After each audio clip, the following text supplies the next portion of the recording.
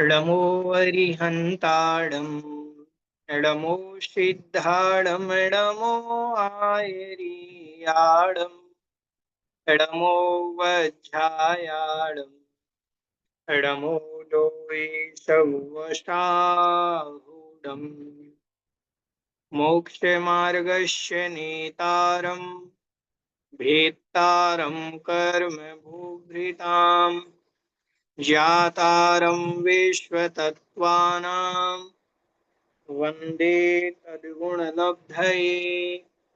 बोले पंच परमेष्ठी भगवान की जय। चलिए आइए प्रारंभ करते हैं। अपन ने कल जो विषय देखा था,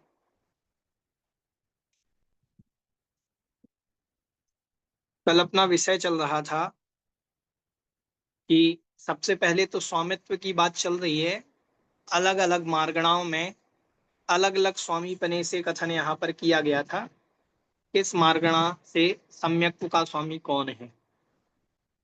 तो सबसे पहले जो मार्गणा इंद्रिय मार्गणा आई, फिर वो सॉरी इंद्रिय मार्गणा के पहले आया था अपना गति मार्गणा, फिर इंद्रिय मार्गणा, फिर काय मार्गणा, फिर योग मार्गणा, फिर वेद मार्गणा, फिर कषाय मार्गणा।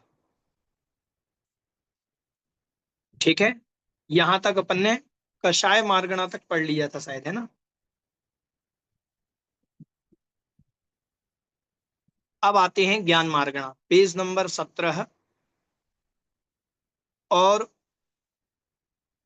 अंतिम शब्द जो आ रहा है ज्ञाना, यहां से प्रारंभ होगा।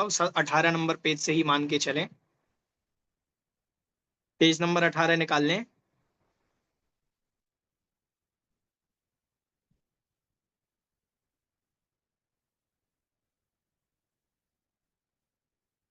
कह रहे हैं ज्ञानानुवादेने आभिनिबोधिक श्रुता वधि मनः पर्यय ज्ञानिनां तृतीयम अपि अस्ति।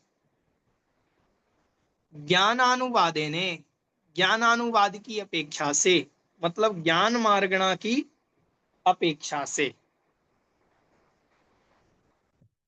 आविनिबोधिक, आविनिबोधिक कहलाता है मति ज्ञान। अविनिबोध आपने मति ज्ञान के पर्यायवाची में पढ़ा होगा, पढ़ा है मति ज्ञान के पर्यायवाची में स्मृति प्रत्यभिज्ञान, वो इसी में सूत्र आया है। वो तो परीक्षा मुख का है एक, इसमें पहले अध्याय में एक ही सूत्र आता है।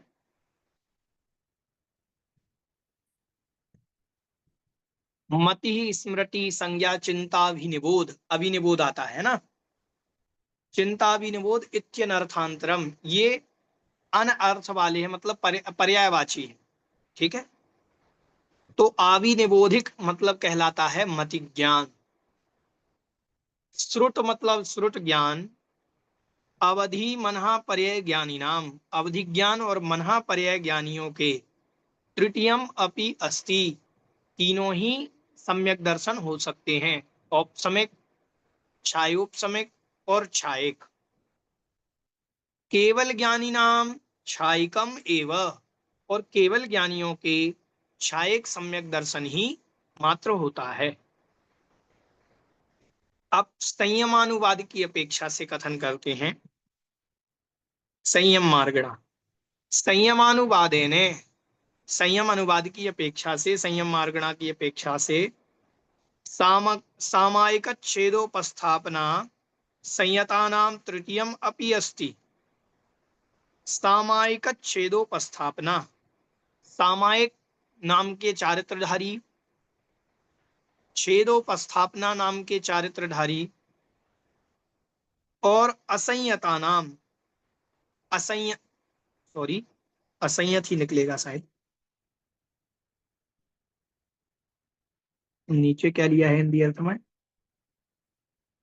सामायिक छेदोपस्थापना और संयत जीवों के, ठीक है, इन्होंने संयत लिया, ठीक है, संयता नाम तृतीयम अपि अस्ति। ये संयत क्यों लिया इन्होंने?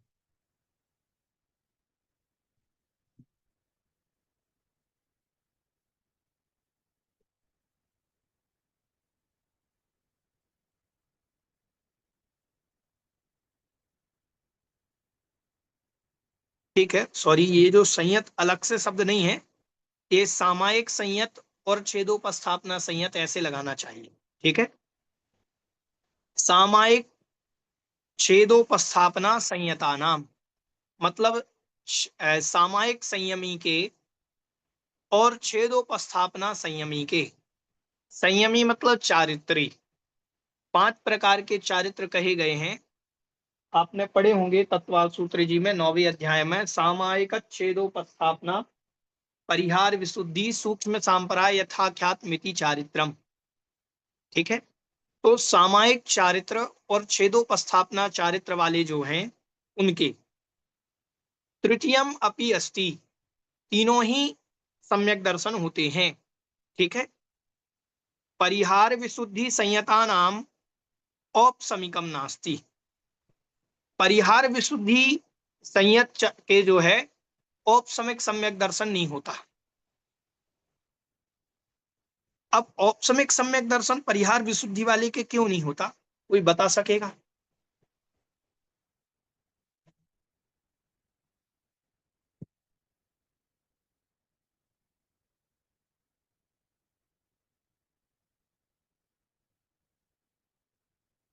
नहीं मालूम? चलिए ध्यान से, परिहार विशुद्धि नाम का जो चारित्र है वह छठवें सातवें गुणस्थान में होता है। कौन से गुणस्थान में? छठवें सातवें गुणस्थान में। तो छठवें सातवें गुणस्थान में औपसमिक सम्यक दर्शन होता ही नहीं, या तो छायक सम्यक दर्शन होगा या छायोपसमिक होगा। छठवें सातवें गुणस्थान में औपसमिक सम्यक दर्शन नहीं होता। समझ में आया? औपसमिक सम्यक दर्शन कहाँ कहाँ होता है? औपसमिक सम्यक दर्शन होता है चौथे गुणस्थान में और 8वां 9वां 10वां 11वां गुणस्थान, ये औपसमिक सम्यक दर्शन के गुणस्थान। तो छठवें सातवें गुणस्थान में परिहार विशुद्धि चारित्र होता है, इसीलिए छठवें सातवें गुणस्थान में औपसमिक सम्यक दर्शन नहीं होता। समझ में आ गया? किसी जिसको समझ में नहीं आया पूछ सकते हैं।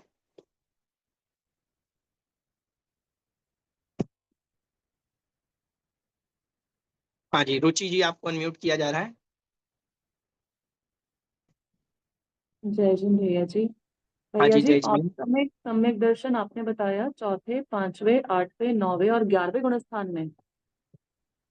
हाँ, चौथे में, पांचवे में नहीं, आठवें, वो सॉरी, चौथे में, 8वें में, 9वें में, 10वें में और 11वें में। पांचवे में नहीं होता भैया? 5वें में औपसमिक सम्यक दर्शन कैसे होगा?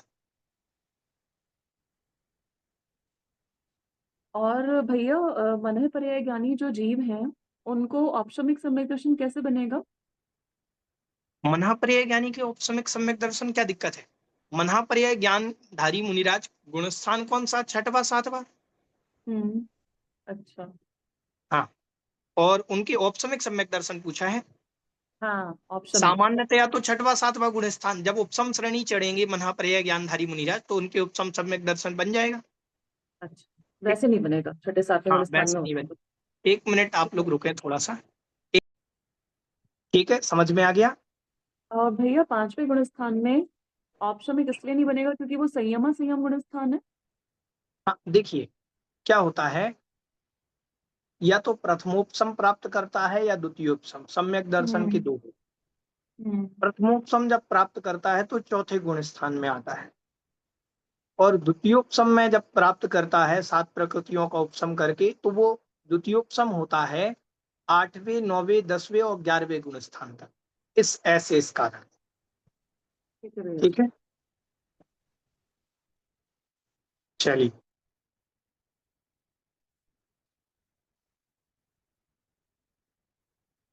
आगे कह रहे हैं, परिहार विशुद्धि संयता नाम औपसमिकम नास्ति। परिहार विशुद्धि संयत के औपसमिक सम्यक दर्शन नहीं होता। समझ में आ गया? ठीक है, फिर आगे कहा, इतरत द्वितीयम अपि अस्ति। इतरत मतलब इनके अलावा अन्य दो तो उसके होते हैं, मतलब छायक और छायोपसमिक सम्यक दर्शन उसके हो सकते हैं। सूक्ष्म सांप्राय यथा ख्यात संयता नाम औपसमिकम छायिकम चास्ति। सूक्ष्म सांप्राय और यथाख्यात संयत मतलब यथाख्यात चारित्र वालों के औपसमिक और छायिक दो प्रकार के सम्यक दर्शन होते हैं। उपसम श्रेणी वाले के औपसमिक सम्यक दर्शन 10वें 11वें गुण स्थान में, और छपक श्रेणी चढ़ने वाले के 10वें और 12वें 13वें आदि गुण स्थानों में छायिक सम्यक दर्शन। ठीक है, फिर कहा, संयता संयता नाम असंयता नाम च तृतीयम अपि अस्ति। संयता संयत मतलब पंचम गुण स्थान वर्ती, और असंयता नाम तृतीयम अपि अस्ति, और असंयतों के तीनों ही होते हैं। अच्छा, इन्होंने तो लिया है कि संयता संयत के भी औपसमिक सम्यक दर्शन होता है, तो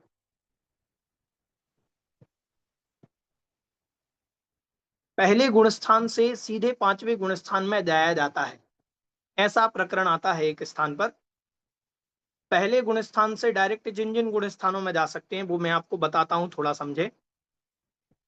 पहले गुणस्थान से तीसरे गुणस्थान में जाया जा सकता है, पहले गुणस्थान से चौथे गुणस्थान में जाया जा सकता है, पहले गुणस्थान से 5वें में जा सकते हैं, और पहले गुणस्थान से 7वें में जा सकते हैं।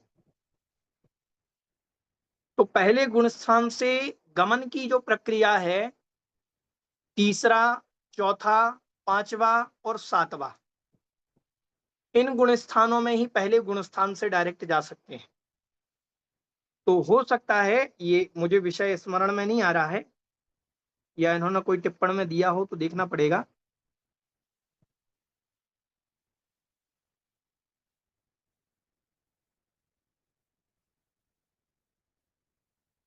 देखना पड़ेगा, विषय साथ में देखेंगे, इसको कल देख करके बता देंगे। तो हो सकता है कि वो जो पहले गुण स्थान में है और जिसके अभी सम्यक मिथ्यात्व प्रकृति और सम्यक प्रकृति की जो उदित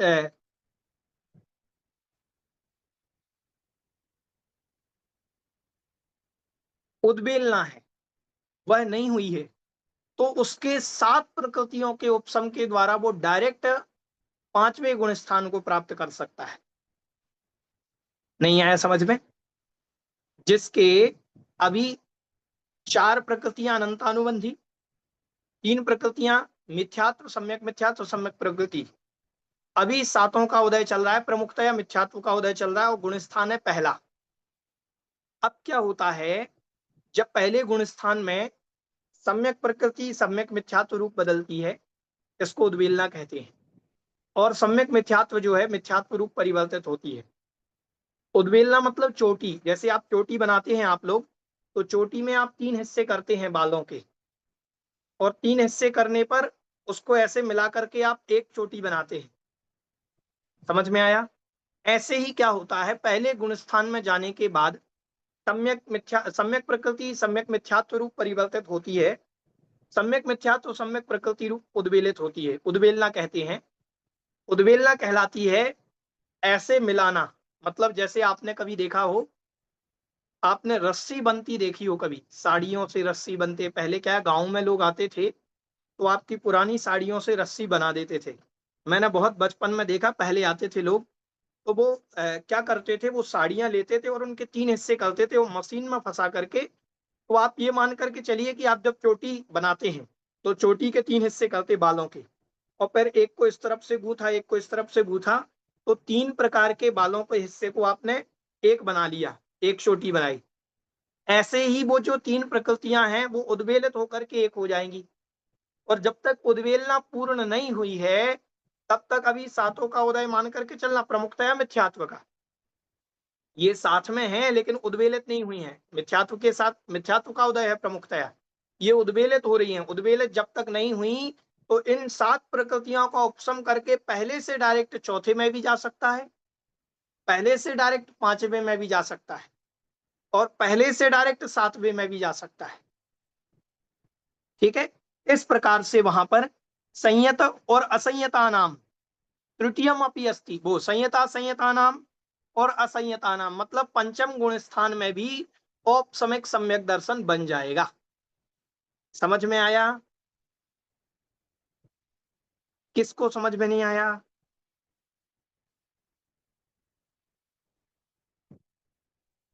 आ गया समझ में? ठीक है, चलिए। अब ये हुआ। हाँ जी, मीना जी, आपको अनम्यूट किया जा रहा है।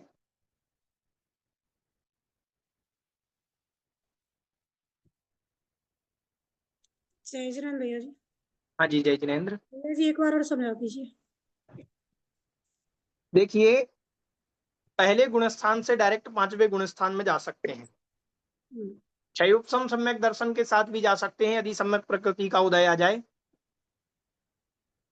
और सातों प्रकृतियों का उपशम हो जाए तो डायरेक्ट पंचम गुण स्थान में वहां से भी जा सकते हैं। समझना, 7 प्रकृतियां अभी उदय में हैं, पहले गुण स्थान में हैं आप, और सातों को दबाया और डायरेक्ट चौथे में भी जा सकते हैं तो औपसमिक सम्यक दर्शन। आपने सातों को दबाया और डायरेक्ट पांचवें में भी जा सकते हैं तो कौन सा सम्यक दर्शन? औपसमिक सम्यक दर्शन। और सातवें में गए तो भी औपसमिक सम्यक दर्शन। ऐसे फिर आपने मान लीजिए 7 प्रकृतियों को नहीं दबाया, सम्यक प्रकृति का उदय आया। किसका उदय आया? सम्यक प्रकृति का उदय आया, तो आप डायरेक्ट चौथे में भी जा सकते हैं, डायरेक्ट पांचवें में भी जा सकते हैं, डायरेक्ट सातवें में भी जा सकते हैं। समझ में आया कि नहीं आया? जी। ठीक है, ऐसे। तो यहाँ संयता संयत के भी इस प्रकार से तृतीयम अपि, मतलब तीनों ही सम्यक दर्शन बन जाएंगे। छायक तो बन ही सकता है, छायोपसमक तो बनेगा ही बनेगा, और औपसमिक सम्यक दर्शन जो था वो इस अपेक्षा से बनेगा। हाँ जी, रुचि जी, आपको अनम्यूट किया जा रहा है। भैया जी सम्यक प्रकृति का उदय आया तो फिर तो क्षयोपम सम्यक दर्शन हुआ। हाँ जी, हाँ, तो अच्छा। क्षयोपम सम्यक दर्शन से भी चौथे पांचवे सातवें गुण स्थान में जा सकते हैं, उपसम सम्यक दर्शन से भी चौथे पांचवे सातवें गुण स्थान में जा सकते हैं। बस अनादि मिथ्या दृष्टि जीव जो है वह कभी भी डायरेक्ट पांचवे सातवें गुण स्थान में नहीं जा सकता, उसको पहले चौथे गुण स्थान में ही जाना पड़ेगा। जैसे मान लीजिए भैया किसी ने अनादि मिथ्या दृष्टि जीव का तो आपने बता दिया कि किसी ने पहली बार सम्यक दर्शन प्राप्त किया तो वो तो चौथे गुण स्थान में जाएगा। हाँ जी, अब कोई जीव तो अभी आपने बताया कि जैसे मिथ्यात्व का किसी का उदय है वो पहले गुण स्थान में है तो वो वहां से चौथे पांचवें सातवें में जा सकता है डायरेक्ट। जी, लेकिन छायोपशम कैसे उसका बनेगा? पहले तो उसका उपशम ही बनेगा ना, उसके बाद ही तो उसका सम्यक प्रकृति का जब उदय होगा तभी तो वो छायोपशम में जाएगा। नहीं नहीं, समझे। देखें, जब तक उद्वेलना नहीं हुई है, हाँ, ये उद्वेलना एक बार और बता दीजिए भैया प्लीज। उद्वेलना का तात्पर्य होता है, ध्यान से सुने, कि मिथ्यात्व में जाते ही सम्यक प्रकृति की उद्वेलना सम्यक मिथ्यात्व रूप होती है, सम्यक मिथ्यात्व मिथ्यात्व रूप होती है, क्योंकि ये मिथ्यात्व के ही टुकड़े हैं दोनों। किसके टुकड़े हैं? मिथ्यात्व के। पहले गुण स्थान में जाकर के वो तीनों एक होंगे, वापस मजबूत होगा मिथ्यात्व, इसी का नाम उद्वेलना है। मतलब जब पूरी उद्वेलना हो जाएगी तो मिथ्यात्व के फिर से प्रथमोपशम करना पड़ेगा, उसको टुकड़े करने पड़ेंगे, 5 लब्धियां करनी पड़ेंगी फिर से उसको। यहां बिना 5 लब्धि किए जब तक उद्वेलना नहीं हुई है इनकी, तब तक ये डायरेक्ट स्वतंत्र रूप से उदय में आ सकते हैं। अभी मिथ्यात्व का उदय है, ठीक है, ये चार कसाय तो आप साइड में रख दीजिए, ये तो उदय में है ही। तो मिथ्यात्व का उदय में है तो पहला गुण स्थान, और मिथ्यात्व का उदय नहीं हुआ, सम्यक प्रकृति का उदय आया, मिथ्यात्व दब गया, तो गुण स्थान पहले से डायरेक्ट तीसरे में जा सकता है, सम्यक मिथ्यात्व में। ठीक। और मान लीजिए सम्यक मिथ्यात्व का उदय नहीं आया, सम्यक प्रकृति का उदय आया, तो डायरेक्ट चौथे गुण स्थान में, डायरेक्ट पांचवें गुण स्थान में, डायरेक्ट सातवें गुण स्थान में जा सकता है। समझ में आया कि नहीं आया?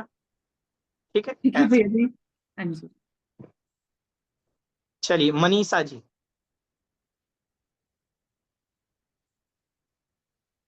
जय जिनेन्द्र भैया जी। हाँ जी, जय जिनेन्द्र। भैया जी, जब उसका सम्यक प्रकृति का उदय आएगा, जब चौथी पांचवी, ये पांचवी छठवीं सातवीं में जाएगा, लेकिन रहेगा तो मिथ्यात्व में ही रहेगा ना? नहीं, छठवें में तो आपने जाएगा नहीं, पहली नहीं, चीज आपने तो बोला ना उसके 3 टुकड़े होंगे, तो मिथ्यात्व के ही 3 टुकड़े हैं। देखो, मिथ्यात्व के 3 टुकड़े हैं, लेकिन मिथ्यात्व के साथ काम नहीं करते, समझना। आप लोगों हाँ, को हम थोड़ा सा समझा देते, आप पूरा भी डिलीट कर दीजिए जो आपने याद किया है। अभी आप हाँ, थोड़ा समझिए कि विषय क्या है। एक जीव है, अनादिकाल से मिथ्या दृष्टि है। आप लोग पूरा बिल्कुल ध्यान से सुनेंगे, फिर लिखना, आपको रटना नहीं है, समझना है। जिस अनादिकाल से आज तक मिथ्या दृष्टि है, उसने कभी सम्यक दर्शन प्राप्त किया ही नहीं। ऐसा कोई जीव, उसके 5 प्रकृतियां उदय में हैं। कितनी? 5 प्रमुखतया। आप बाकी की प्रकृतियां छोड़िए, अपन को 5 से लेना देना है। अभी 5 प्रकृतियां उदय में है। अनंतानुबंधी क्रोध, अनंतानुबंधी मान, अनंतानुबंधी माया, अनंतानुबंधी लोभ। 4 तो ये हुई, और एक मिथ्यात्व। ये 5 प्रकृतियों का उदय उसके अनादिकाल से है। किसका उदय है? 5 प्रकृतियों का उदय उसके अनादिकाल से है। अब कभी पुण्य के बसीभूत होकर के 5 लब्धियां करेगा, और करण लब्धि में क्या करेगा?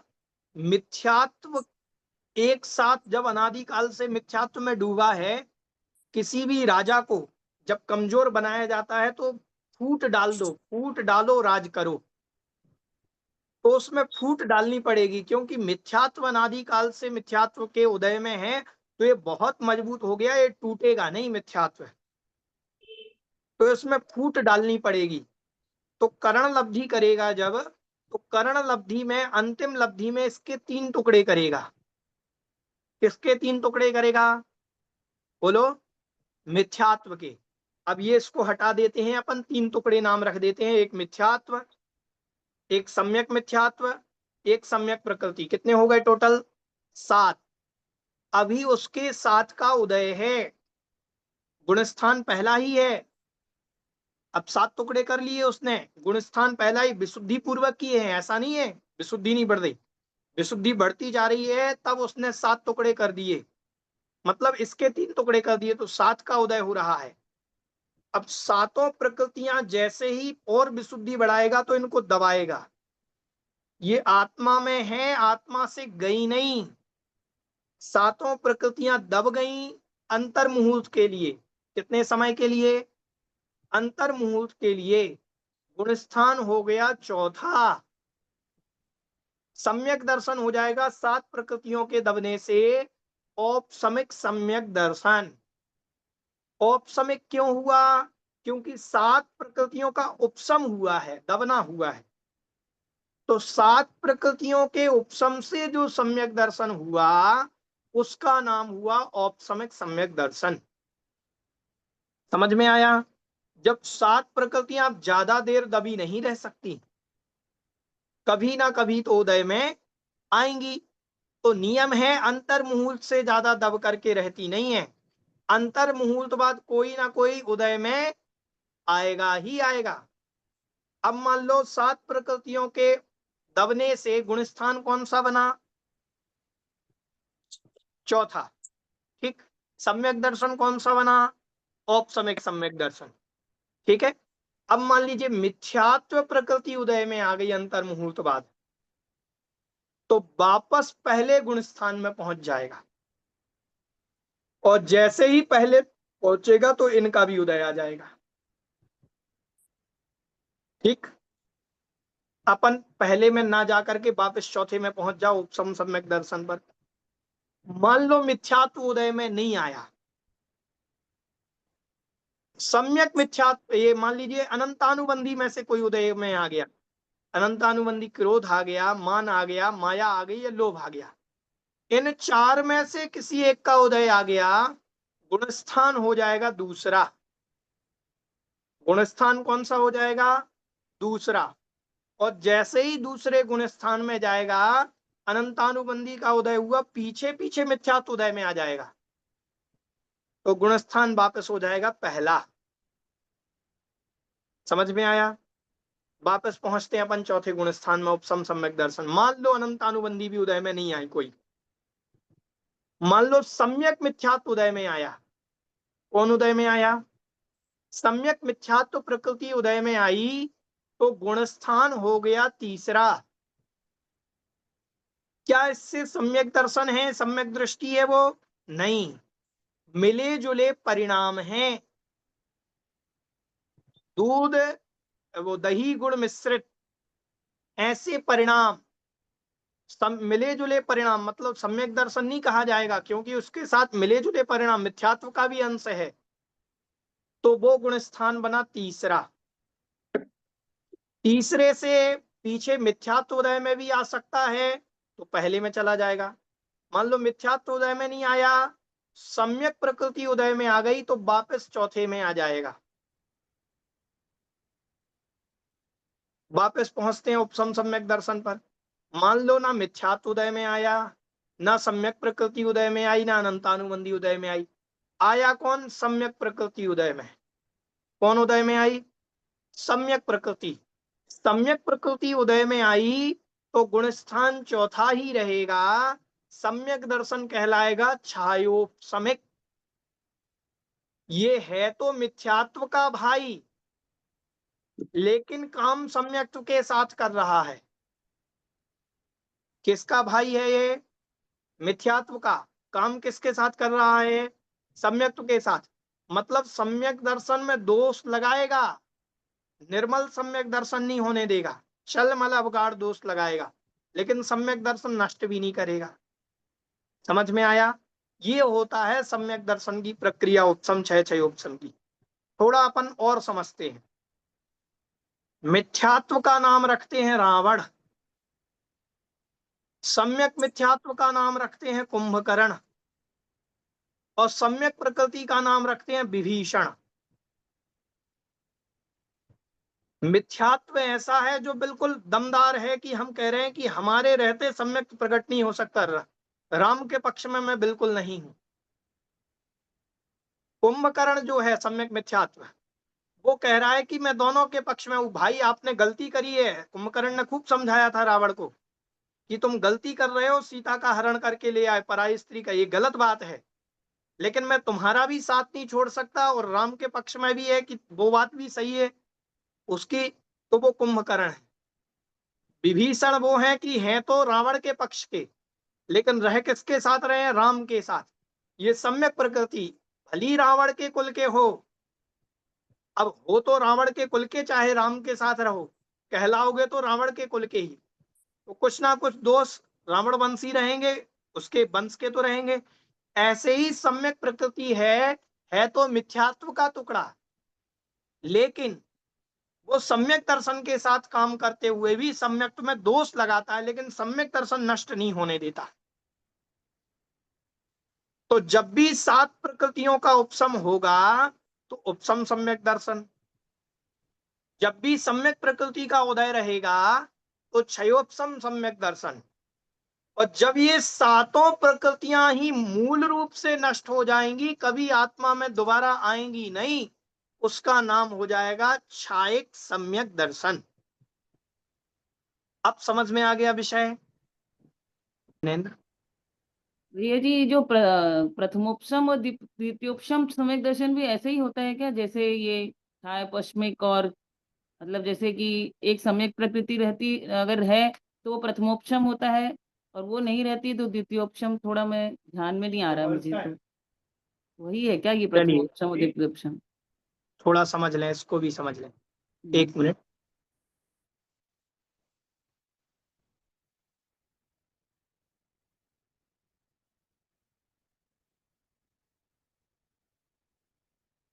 क्या हो रहा है?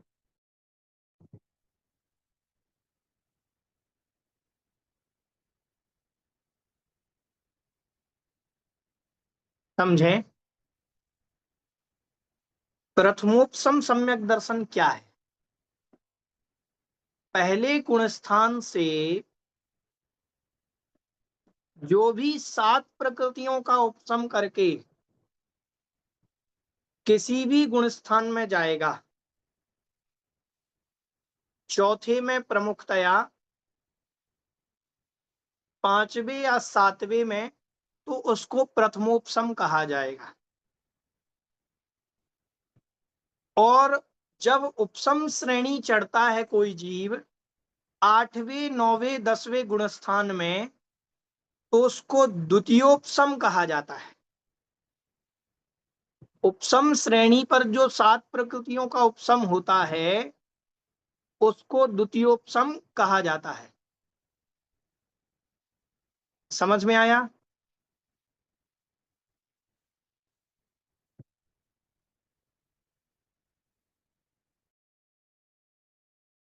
ठीक है, चलिए।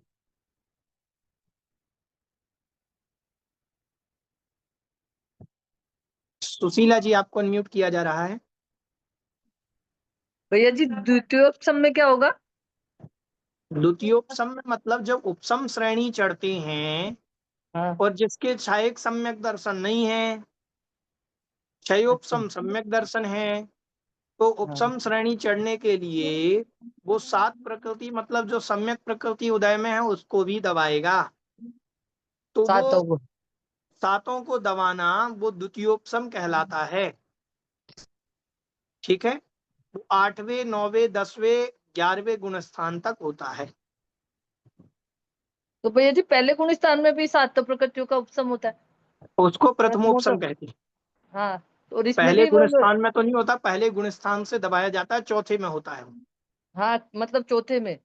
हाँ, तो वो इसमें भी प्रथमोपसम कहलाएगा। इसमें भी सातों का उपसम होगा, और इसमें भी हाँ, द्वितीयोपसम में तो भी। यहाँ भी 7 का होगा, वहां भी 7 का होगा। रूबी जी, आपको अनम्यूट किया जा रहा है। जय जिनेन्द्र भैया जी। भैया हाँ जी जी, एक जय बार जिनेन्द्र। और समझा जी, ये प्रथमोपसम और द्वितीयोपसम सम्यक दर्शन। हाँ जी, ठीक है, धन्यवाद।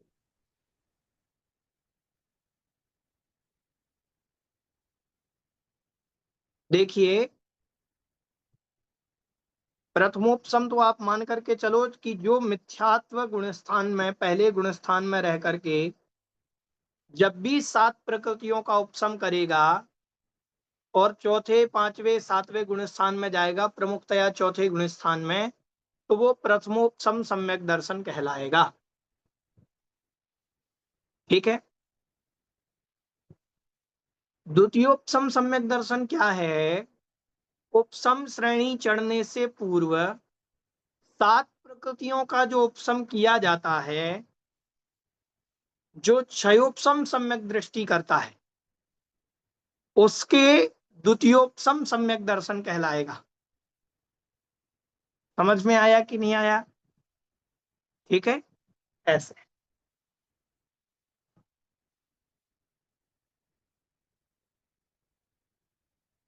नीलम जी रावत भाटा। हाँ भैया। भैया ये तो हो गया उपशम सम्यक दर्शन जो चौथे गुण स्थान में हो गया। अब शायद सम्यक दर्शन केवली के पादमूल में होगा, तो उसका गुण स्थान। उसका गुणस्थान चौथे से अनंत सिद्ध भगवान तक।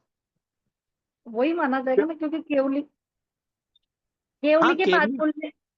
हाँ हाँ, राजा तो श्रेणिक ने हाँ, केवली श्रुत केवली के पादमूल में सम्यक दर्शन प्राप्त किया। छायक कौन से गुण स्थान में थे राजा श्रेणिक? चौथे गुण स्थान। चौथे में। हाँ, इसी दृष्टि से पूछ रहे भाई, चौथे गुण स्थान में ही थे।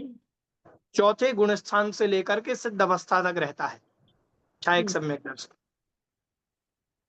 ठीक है, और भैया जैसे पहले जैसे अनादि मिथ्या दृष्टि है वो पहले से चौथे में जाएगा जब उपशम सम्यक दर्शन करेगा। हाँ जी। फिर चौथे से अगर उसके कषाय के भाव हुए तो चौथे से गिर के वो दूसरे में आएगा। कषाय के भाव मतलब? मतलब जैसे अनंतानुबंधी क्रोध मान माया लोभ में से किसी एक कषाय का वो हो गया, उस समय हाँ मिथ्यात्व का रोल नहीं है तो वो दूसरे में आ जाएगा, हाँ जी, चौथे से दूसरे में आ जाएगा। चौथे से दूसरे में आ जाएगा। हाँ अभी वो, और यदि फिर उसके मिथ्यात्व का उदय आ गया तो वो पहले में चला जाएगा। हाँ जी, आएगा ही आएगा। हाँ अभी दूसरे सम्मुख गुण पद स्थान के बाद पहला गुण स्थान आता ही है। अच्छा दूसरे के क्योंकि बाद। हाँ, क्योंकि पेड़ से पत्ता, देखो सासादन, आसाधना सहित हाँ हाँ अभी गुणस्थान का विराधना नाम क्या की है? सासाधन। है। असम्यक दर्शन की विराधना से सहित जो है उसको कहा सासाधन। पेड़ से पत्ता गिर गया है, अब पेड़ में वापस लगेगा नहीं, जमीन पर तो गिरेगा ही गिरेगा, अभी हवा में है। ऐसे ही सासाधन गुण स्थान है, सम्यक की विराधना करके नीचे तो आ ही गया है, अभी हवा में है, पेड़ से टूट गया है, जमीन पे आया नहीं है, बीच सम्यक्त्व में से रखते छूट हैं। गया है, मिथ्यात्व में गिरा नहीं है। हाँ अभी बीच में अटका हुआ है। हाँ, बीच में अटका नहीं, गिर रहा है, नीचे नीचे आ गिर रहा रहा है है, अब पत्ता। गिरेगा, हाँ, निश्चय से निश्चित आएगा गिरेगा। पहले में ही, नीचे ही आएगा। हाँ और एक भैया जो तीसरा जो गुण स्थान होता है इसमें बोलते हैं मरण नहीं है, हाँ जी, तो इसमें मरण नहीं है तो मतलब जो गुण स्थान ये भी गिरते वक्त ही बनेगा। नहीं, गिरते वक्त चढ़ते वक्त कैसे भी बन सकता है। तीसरे गुण स्थान में हाँ गिरते वक्त और तीसरा तो चढ़ते पहला वक्त का था। कोई गुण, पहले गुण स्थान से डायरेक्ट चौथे में जा, तीसरे में जा सकते हैं, चौथे से पांच। तीसरे में आ सकते हैं, सातवें से वो छठवें से तीसरे में आ सकते हैं, पांचवें से तीसरे में आ सकते हैं, और तीसरे से पहले में भी जा सकते हैं, और तीसरे से हाँ चौथे में भी जा बीच सकते हैं, पांचवें और में भी बीच। जा सकते हैं, और सातवें में भी जा सकते हैं। हाँ हाँ। ठीक है। एक ये जो छठा गुण स्थान है ये सातवें से गिर के ही बनेगा। हाँ जी, जो छठा गुण स्थान है वो सातवां वाला गिरेगा, पांचवें से छठे में, सातवें से छठे में आएगा। छठवां गुण स्थान हमेशा गिरने की अपेक्षा ही बनता है। सातवें छठवां से। गुण स्थान मात्र गिरने की अपेक्षा बनता है, सातवें से ही गिरते हैं तो छठे में आते हैं।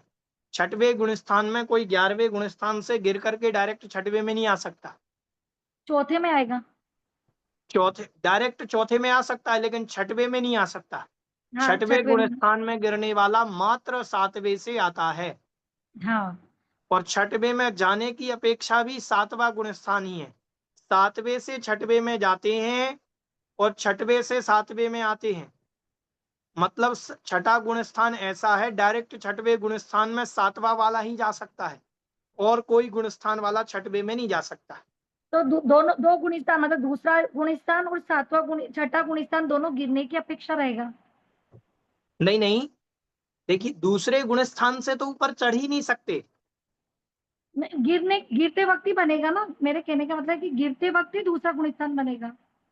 हाँ, गिरते वक्त ही बनेगा दूसरा, दूसरा और लेकिन छठा। छठा, हाँ छठा गुण स्थान चढ़ भी सकते हैं, छठे से ऊपर सातवें में जा सकते हैं, आठवें, नौवें, 10वें, 11वें, 12वें, छायक सम्यक दृष्टि केवल ज्ञान तक प्राप्त कर सकते। नहीं जैसे आया ना कि पहले गुण स्थान से तीसरे में, पांचवें में और सातवें में जा सकता है। हाँ ये उसका आया था अंजन चोर का कि उन्होंने डायरेक्ट पहले से सातवें में चले गए। अंजन चोर की कान जब प्रणम्य हाँ सागर जी महाराज का सुना था तो उन्होंने बोला कि उसने पहले से डायरेक्ट सातवें में चला गया।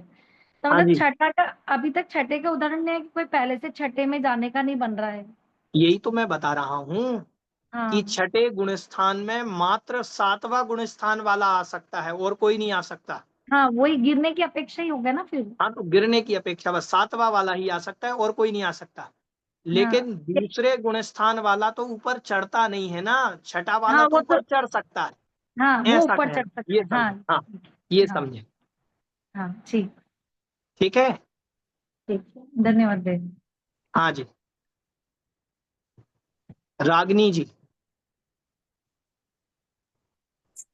हाँ ये पूछना था कि इसकी कोई टेबल नहीं है कि जो इसमें डाली जा सके, मतलब व्हाट्सएप पे डाल दें, आप हमें शेयर कर दें। हाँ, मैं आपको शेयर कर दूंगा, जिनवाणी में होगी हमारे यहाँ, तो हम आपको शेयर कर देंगे। हाँ, उसमें देखने में और याद करने में आसानी हो जाएगी कि कौन से गुणस्थान वाला कहाँ तक जा सकता है, ये समझने में आसानी हो जाएगी जो आपने समझा। हाँ जी, ठीक है। मुझे चलिए, याद है। रुचि रुचि जी। भैया जी, जैसे किसी जीव ने पहली बार सम्यक दर्शन प्राप्त किया और वो उसका अंतर्मुहूर्त के बाद छूट गया, तो अब वो जीव जब कभी भी दोबारा सम्यक दर्शन प्राप्त करेगा तो वो पहले औपशमिक ही करेगा ना? और अगर नहीं, उसके सम्यक जरूरी प्रकृति नहीं का है, उदय रहा। हाँ जी। और जरूरी नहीं औपसमिक ही करेगा। देखो, हमने आपको बताया था, जब तक उद्वेलना नहीं हुई है तो वो क्षयोपम सम्यक दर्शन भी प्राप्त कर सकता है, उपसम सम्यक दर्शन भी प्राप्त कर सकता है, लेकिन पहले से डायरेक्ट छायक सम्यक दर्शन प्राप्त नहीं कर सकता। छायक सम्यक दर्शन तो क्षयोपम सम्यक दर्शन पूर्वक ही होता है। तो मतलब उपसम और क्षयोपम सम्यक दर्शन प्राप्त कर सकता है जब तक उद्वेलना नहीं हुई है। ठीक है, अच्छा। अगर तो उद्वेलना राजा हो गई तो श्रेणिक फिर जो थे उपसम ही करेगा।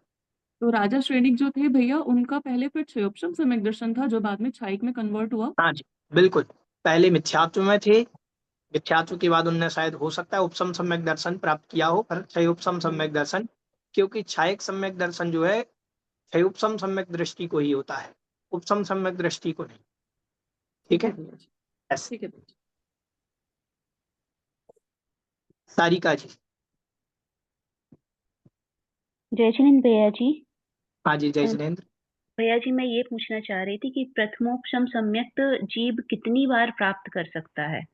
मतलब एक बार किया छूट गया, उसके बाद दोबारा करेंगे तो क्या जरूरी है कि प्रथमोपशम सम्यक ही हो? और प्रथमोपशम सम्यक एक मतलब एक जीव कितनी बार तक प्राप्त कर सकता है? हाँ जी, लिख लें। जी। प्रथमोपसम सम्यक दर्शन पूरे जीवन काल में, पूरे संसार काल में अनंत बार, असंख्यात बार प्राप्त कर सकता है, असंख्यात बार। ओ। प्रथमोपसम असंख्यात बार। अच्छा। और द्वितीय? द्वितीयोपसम लिखें। जी भैया। द्वितीयोपसम सम्यक दर्शन एक जीवन काल में 2 बार और पूरे संसार काल में 4 बार। अच्छा। द्वितीयोपसम सम्यक दर्शन एक जीवन काल में 2 बार और पूरे संसार काल में 4 बार प्राप्त कर सकता है। अच्छा। ठीक है, जी भैया, तो इसमें कैसे समझेंगे कि प्रथमोपशम सम्यक मतलब एक बार छूट गया प्रथमोपशम सम्यक होने के बाद, उसके बाद दोबारा प्रथमोपशम सम्यक होने के चांसेस और द्वितीयोपशम होने के मतलब क्या कैसा रहता है? कुछ परसेंटेज रहता है कि कैसा के रहता है? नहीं नहीं, परसेंटेज नहीं, उद्वेलना काम करती है। उद्वेलना का उद्वेलना के बाद 7 प्रकृतियों की, वो जब सम्यक मिथ्यात्व सम्यक प्रकृति हाँ हाँ। रूप परिवर्तित हो जाएगी और सम्यक प्रकृति, वो सम्यक मिथ्यात्व प्रकृति मिथ्यात्व रूप परिवर्तित हो जाएगी, अच्छा। तब पुनः उनके टुकड़े करके उनको 7 प्रकृतियों को दबा करके जो सम्यक दर्शन प्राप्त करेगा वो प्रथमोपसम है। उसको पूरे संसार काल में असंख्यात बार प्राप्त किया जा सकता है, उसमें कोई आपत्ति नहीं। अच्छा, मतलब 7 लेकिन प्रकृतियों को क्षय उपसम और क्षय उपसम होगा ऐसा? कैसा? क्षय उपसम नहीं, उपसम ही होगा बस। उपसम, प्रथमोपसम मतलब उपसम सम्यक दर्शन, बस ये समझे। हाँ हाँ हाँ हाँ हाँ हाँ हाँ हाँ ठीक है, समझ गई। हाँ हाँ आज। ठीक है। जी धन्यवाद। और द्वितीय उपसम, उपसम श्रेणी एक जीवन काल में 2 बार चढ़ सकता है और पूरे संसार काल में 4 बार।